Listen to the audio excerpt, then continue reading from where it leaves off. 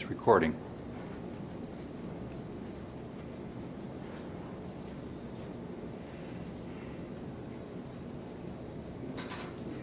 Well, good afternoon. Thank you all for coming. Delighted that you made it in despite the charming weather we've had today. I'm going to correct Robert on one thing. My book hasn't been published yet. It will be published September 28th. So unfortunately, I don't have any copies for sale, but it probably wouldn't make a big difference. It's being brought out initially in hardback, and it's very expensive. But if you want, I've got discount coupons to get you a 20% discount, but that's the best I can do, and you can mail them in. But I wanted to take the opportunity to speak today, and I'm going to, rather than just focusing on the subject of my book, which I think is pretty interesting, and I think you'll find very much so as you read it or as I talk further about it, I thought I'd start in a larger context.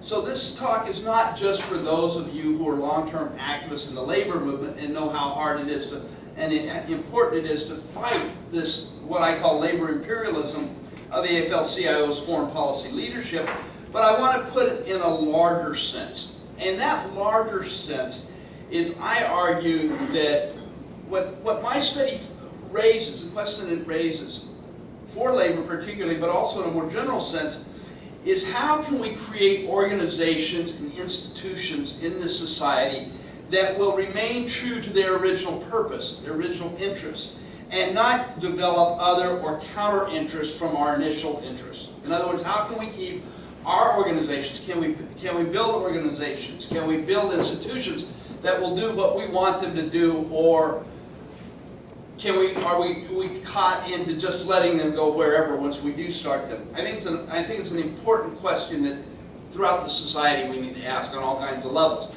I mean, Paul Street's coming in November. Paul Street, by the way, is a longtime friend of mine. He's an excellent writer, researcher. I highly encourage you to come.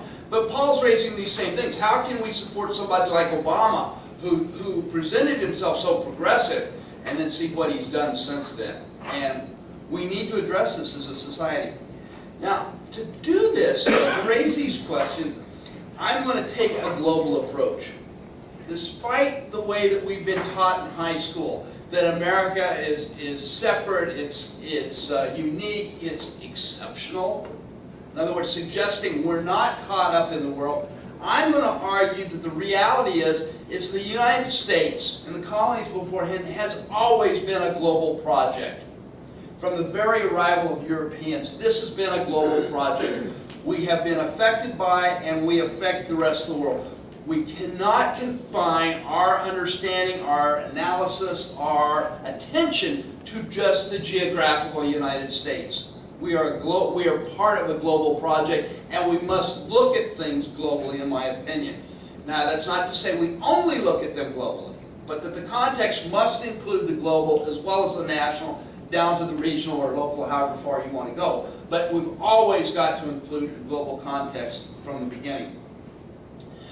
What this means is we're going to have to look at this and recognize that the United States has an empire. Now, I know that's not a term used in polite society, but I'm not very polite, so I use it. I've had problems on this politeness issue for a while. Basically, my argument is, particularly since the end of World War II, the United States has been trying to dominate the world. When you cut out all the bull crap, everything else about our foreign policy, it is designed and intended to help the United States run the world on our terms, for our interests, and we don't care about anybody else. This is something that was limited to a certain extent as long as the Soviet Union was in existence. Between, say, between the end of World War II and 1945 up to 1989 maybe, certainly by 91 when the Soviet Union collapsed. There were some global limits on U.S. power. Once the Soviet Union imploded, the United States had the world to itself. It was, you could see it in the way we talked about it. It was the hegemon, was one term that got used a lot. Big dog was, for the real sophisticates, was the term. But, and you get this in the political science literature. They talk about a unipolar world. Well, unipolar means one big dog, and guess who was it?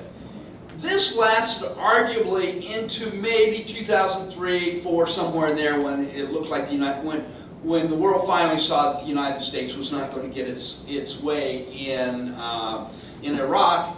And since then, there's been the rise of all kinds of competing ideas, but basically what's happening on a global level is the demand by a number of different countries, either alone or together, to form different poles of power globally. And so we're in the process of shifting from a unipolar world to a multipolar world. Now, I don't want to get into that, but I want to place it this way. Because if we're going to talk about empire, and I think that's the only way we can honestly talk about what the U.S. is doing in the world, is we've got to talk about imperialism. So I'll start with imperialism, I'll take it out and put this together with empire, and then I'm going to come back and talk about democracy. And then once that groundwork's been laid, I'll say a little bit about my book and show how this fits in there. But I think the book needs to be placed, and as you'll see, I've done so in the book, but at least in a public presentation, I think it needs to be put in this broader context. Okay, when we talk about imperialism, I'm not using it ideologically. I'm using it in a very empirical sense. It's a grounded term. It's not just some lefty rhetoric type of thing. Basically, the way it started, the idea was that all countries do not have equal power, that some are stronger than the others, and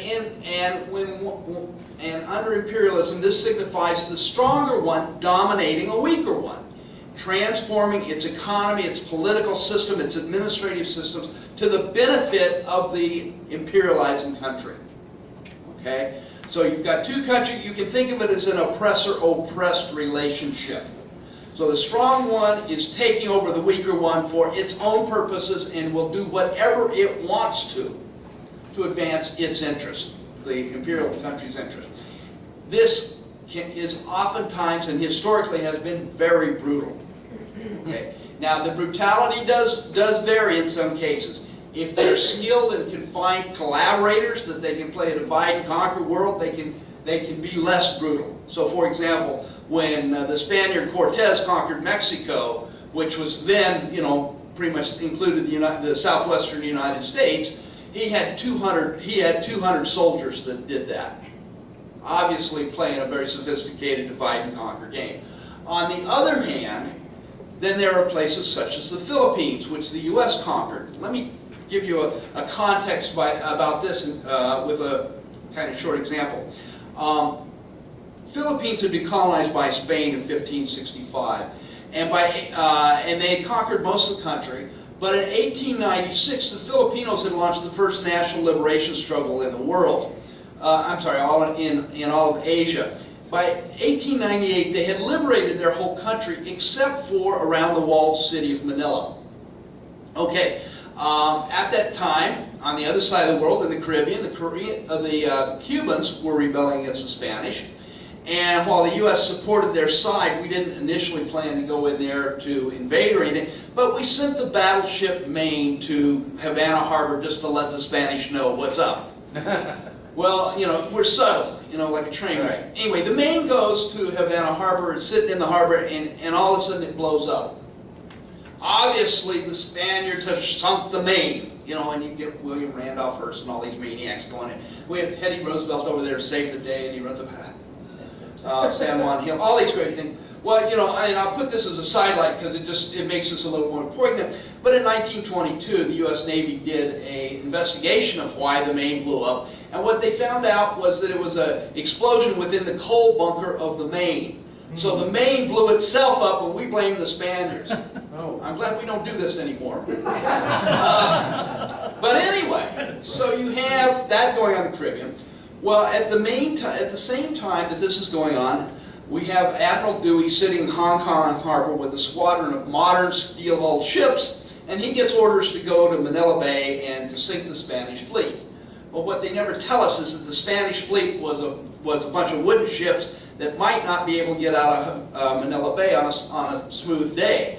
So Dewey comes down and just beats the hell out of the Spaniards and destroys them, and this becomes one of our great naval victories of U.S. history.